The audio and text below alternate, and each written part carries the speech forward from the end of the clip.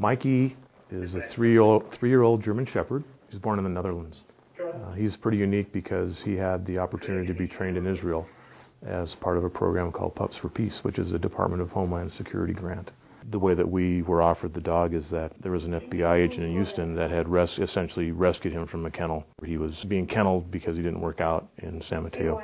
The word got out amongst the explosives community that there was a dog that was up for adoption, and we got a call from an ex-Helena officer that's an FBI agent, and said that, this dog's available, are you interested? That Friday, 2 days later, I had my e-ticket, and Sunday I was on my way to Houston to get the dog. Currently assigned to police operations at the Montana State Capitol. So in my office, he has a kennel. I think the advantage is that if something does come across, whether it be a box or a letter or something, we're there on site to provide the service. From a law enforcement perspective, we have to be ready for a lot of different scenarios. He's actually trained on about 10 different explosives.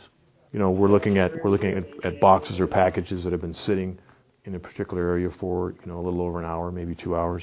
But we're looking at not only packages, we're looking at vehicles. If a vehicle is left abandoned, at any part of the complex or any place in the city that we think it's a threat, then we would utilize one of the dogs. Mikey's pretty lucky. He's pretty small. He's not carrying a lot of weight. Benefit for me because he can't drag me around like a big dog.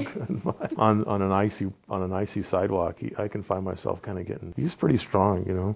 We saw how agile he is. It doesn't take much for him to go up and get up on his hind legs, which is kind of unnatural for a dog. They really have to train for them to do that. Because if you think most of a dog sniffing is usually at ground level.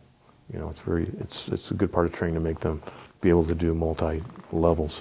For me, I think it's just a nice mix. I'm not a big guy, so for us, I think the balance is very cohesive. It works well.